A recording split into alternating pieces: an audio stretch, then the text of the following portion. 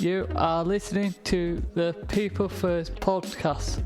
People First is a self-advocacy group run by people with learning disabilities, and People First podcast is a platform to raise awareness about real issues that affect people with learning disabilities in our community and all around the world. We aim to inform and entertain our listeners by interviewing interesting guests and talking about the things that really matter to us.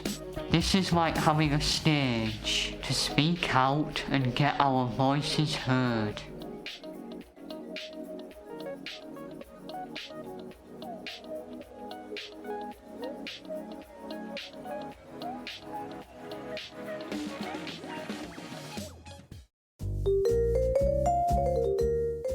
Hello, and we come to the People First forecast.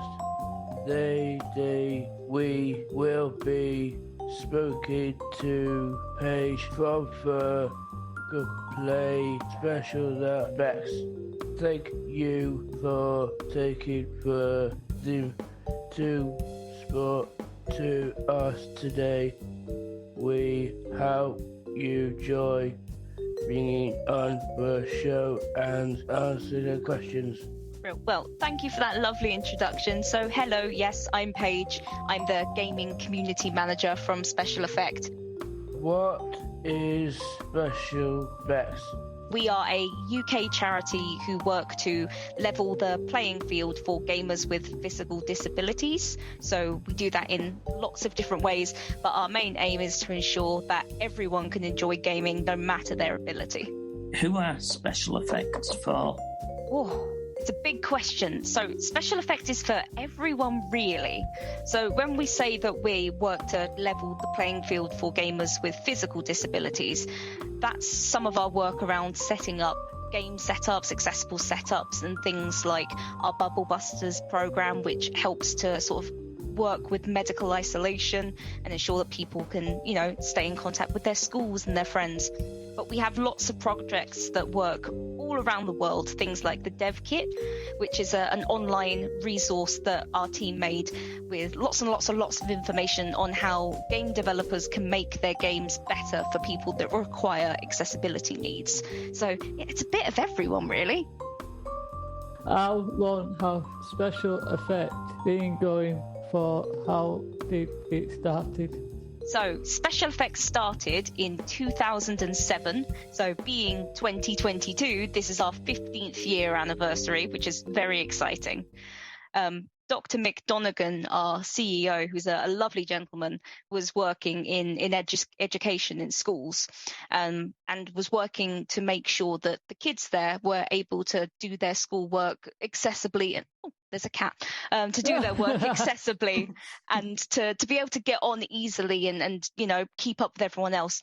But some of the parents of those children were saying that their kids were bored at home and, couldn't play video games or go out. And was there anything he could do to help them have the same level of access at home? And so the idea of SpecialEffect came about, and that's where we started. What's your cat called? This is Titan. He likes it when I'm on camera because he thinks he's going to get treats. It's like my cat all along. He does that. Oh, he's on the window now. He'll be back. He loves to be part. Right. How many different accessible or adapted gaming setups have you worked on? Oh, that's a very good question.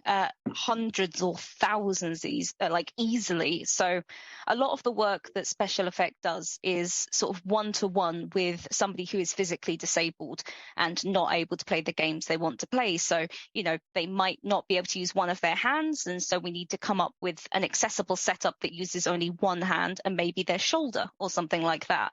So for every person that comes and asks us for help, we design a brand new setup just for them. So every week we're working on, at least 10. There's so many, and they're all very individual because everyone has very individual needs. Which game company have you worked with? We've worked with a lot of companies, and it's been from really, really big companies like Xbox and Sony, really wonderful, to really tiny little creators, talking about the devs behind Gang Beasts and things like that. And it's been wonderful no matter who we've worked with. And we've even worked with some developers for things like every year we do this fundraising event called Game Blast, which is where we ask streamers and podcasters and creators to do like a fundraising event on the last week of February. And that event normally has teams led by Sega and CodeSync, and they get some of their community people to get together and they put together a stream team of gamers who like their games, and then they come and support us as a dev team, which is really lovely, and it's very fun. You get to see a lot of Sonic around Game Blast. Is anywhere can you do it in Bradford or anywhere near there? The really cool thing about Game Blast is it's run online, because a lot of the people like me, you can see this probably isn't my office. This is my work from home office, because I'm disabled as well and I can't safely go into an office. So we run it online so that people all over the world can take part, and really safely as well. But there are a few little in-person events that take part as well. So if there's something running near you, you're more than welcome to. But that's why it's streamers and videos and podcasts and things that live on the internet, so everyone can take part comfortably and safely.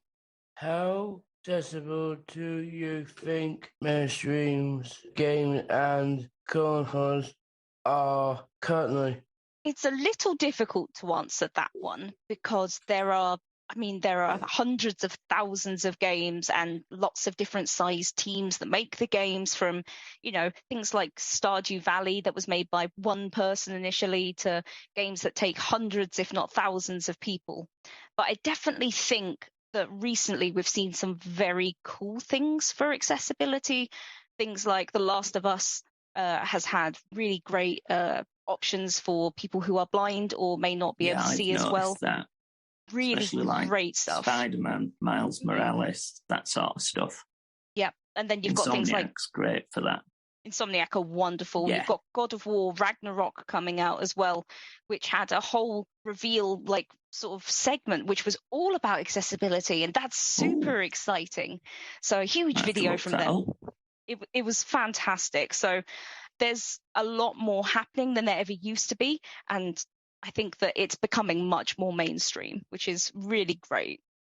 Something which I'd just like to jump in and ask, because you mentioned this higher level of accessibility, and something which is fairly current is The Last of Us got re-released with a lot more accessibility options, which on the one hand is great, but I think there was some questions along kind of in the community of, is a company essentially locking those extra accessibility features in a premium £70 re-release or something, whereas that creates a barrier to entry. You're forcing people with accessible needs to pay for a premium product, whereas everyone else can buy the same game on a previous console because we don't need those accessible options. Just I wondered what your thoughts were on that. So I guess this is a very much personal thought, because I don't know. I haven't spoken about it with the SpecialEffect team. I think that's a very fair point. And if it was just an accessibility update for the existing game, then, there would be absolutely no argument that should be delivered free. But I think, as far as I'm aware with The Last of Us, it came with a full game sort of redesign and new graphics and new background engines and stuff like that being done. So I can see why it has a cost. But yeah, I do love that there are some games that have gone back to their older titles and added in accessibility, which is really great. And I'd love to see more of that. Even simple things like Nintendo, where they have the Switch and they have their back catalogs of the older games and older consoles. There's a rewind mechanic that I love. So if you have any issues with sort of cognitive impairment and you mess up a jump and you'd have to start the whole level again, you can just rewind to before that jump and do it right and continue on. So I love that some devs are thinking of sort of going back and adding what they can with what they've learned from, future titles, or just as a team, what they've been able to learn over time. How much has accessible gaming changed over the last 10 years? Ooh, it's changed a lot. Then again, when I think of 10 years ago, I think of 1990, but that was 30 years ago, so that's not quite correct. But in the last 10 years, we've gone from things like the Xbox 360 all the way through 2 different gens to the PS5 and the Xbox Series and all that kind of thing. So the technology itself has improved massively to allow for more accessibility. The controllers, there's been a lot of work on controllers. So things like the Xbox Adaptive Controller is amazing and can be used across a couple of different platforms. PlayStation has its new controller coming out with toggleable switches on the back, which is brilliant for accessibility. I think it's been in a forefront of a lot more devs' minds that there's a lot of disabled gamers that want to be able to play, or people that just want to be able to use accessibility to make their gaming easier, for them to manage. So it's changed a lot, and especially as more people have said, we need this or we would like this. Could you help us out? So there's been a lot of wonderful advocacy and a lot of groups coming together to say this is the kind of stuff we need, which may not have existed more than 10 years ago in the way that it does today. How do you think technology can work to improve things over the next 10 years? So I think personally what technology sort of can do to improve is keep doing what it's doing. And that sounds a little silly, but as with the last question where we see where it's come in the last 10 years, continuing that trajectory and talking to more disabled gamers and talking to more advocates and talking to people who know what they're talking about and have lived experience is super helpful. When new technology is available, just asking the question of how could this make someone's experience easier and going from there. And with the games, it's playing them and going, would this be difficult for somebody, getting other playtesters to give them a go and see what they think, because not everyone thinks the same, not everyone experiences the same things. So if you ask others their opinions, you're just going to get more data to do a better job with. But I definitely think that's been happening a lot. Recently, it's been a lot more in the forefront. We're hearing a lot more about accessibility, and when games are announced, people have started asking, what are the accessibility features? How can people play this game? So I think continuing as they're going and just keeping being adventurous and trying things out is the best way to go. Where is it important for us get that opportunity to join in and play games? I love this question because, as I mentioned, I am disabled as well, multiply sort of physical different things.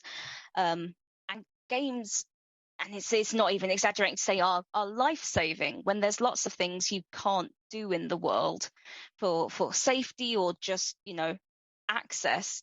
Having games is incredible, and a lot of the people that we've supported at SpecialEffect have asked for our help for the same reason, to get back into something they love, to have access to communities and friends, to be able to enjoy something they might not otherwise be able to do. I mean, not all of us can ride a horse and shoot a bow and take down a troll, but in a video game we can all do that, and that's amazing. That's so fun. And even just as simply as you want to make a massive house in The Sims and play that with your friends or stream it, it brings people together. Gaming brings people together, and it allows us to experience something magical. And I think that's why it's important everyone gets the opportunity to play.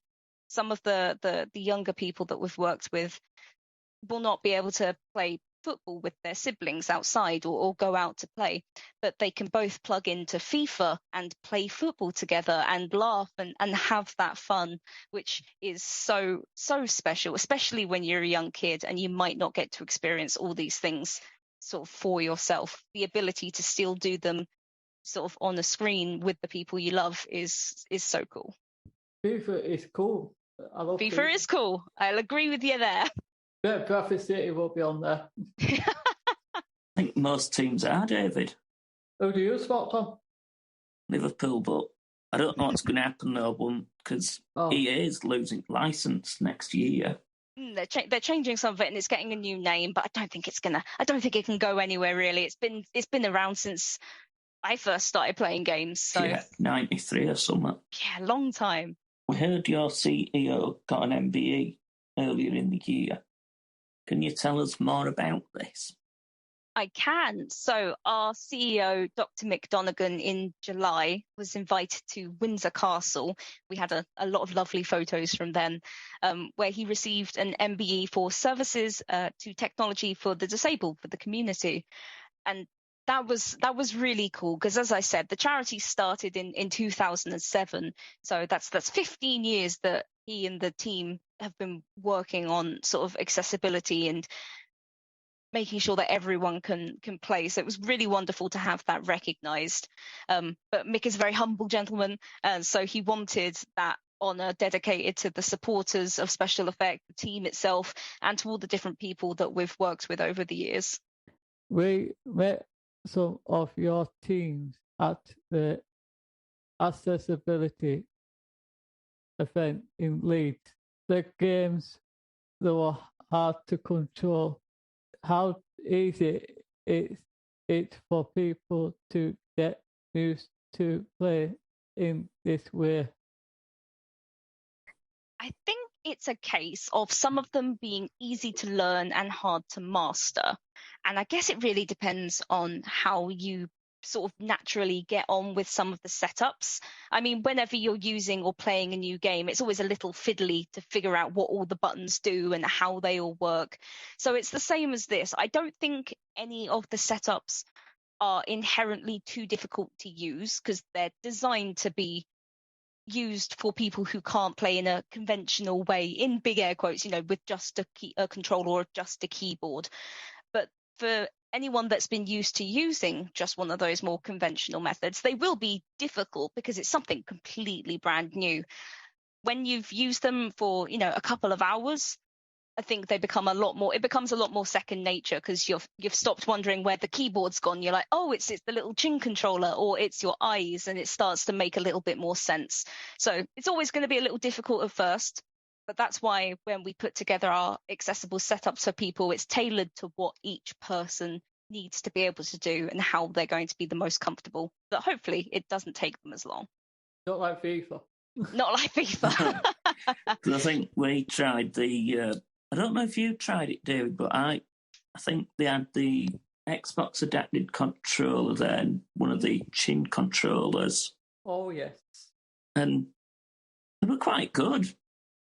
I can't even control that car when you crashed it. You remember you took over me and you crashed that car? Oh, yeah. Jeez Louise. You crashed my blinking car, you naughty boy. I think I got caught in wall at one point. You tried it dead on the roof, but you can't do it. So yeah. How can people get involved with special effects? There are lots of ways people can get involved. So if they're looking for some help to play games, then they can go to the Special Effect website, which is specialeffect.org.uk, and there's a contact form they can fill in. If you're sporty and you want to do some fundraising, cycling or running or a long walk, there's an events tab on the website as well, because we have lots of different sort of fundraising sporty events running all throughout the year. If you're a gamer, then you get in touch with somebody like me or my colleagues Becky and Ali via our Discord or Twitter, and you can speak to us about doing fundraising that way or taking part in our stream team or the Game Blast event we mentioned earlier. Or if you're a game dev and you want to support us, you can get in touch via the website as well for things like our One Special Day event that we have coming up in, oh goodness, next week. So it's a very busy time, but there's so many ways that people can get involved. But mostly just start with reaching out and tell us how you'd like to get involved, and we'll go from there. Do you do weekends? So it depends what kind of thing you mean. So we don't tend to do many in-person things at the minute because we're still sort of moving back into sort of having the office open more with COVID in mind and things like that. But there are lots of events that take part over the weekend. Oh, buzzing. Come down and join it. Thank you so much for those great answers. We have learnt a lot about what an amazing company Special Effects is and why accessible gaming is so important. Thanks for talking to us, Paige. Is there anything else you'd like to add before we sign off? a big thank you to you all for having me and for having such a wonderful and important podcast. It really is very important. And to everyone out there for listening. And again, if you are looking for special effects help or advice or to get involved, just go to the website, which is specialeffect.org.uk. I'm going to have a look at that this afternoon. What's the website called again? www.specialeffect.org.uk.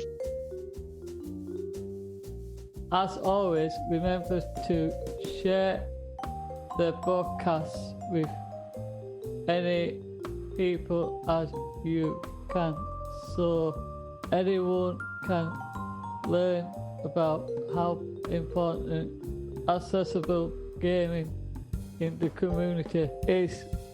Thank you for listening, and I'll see you next time.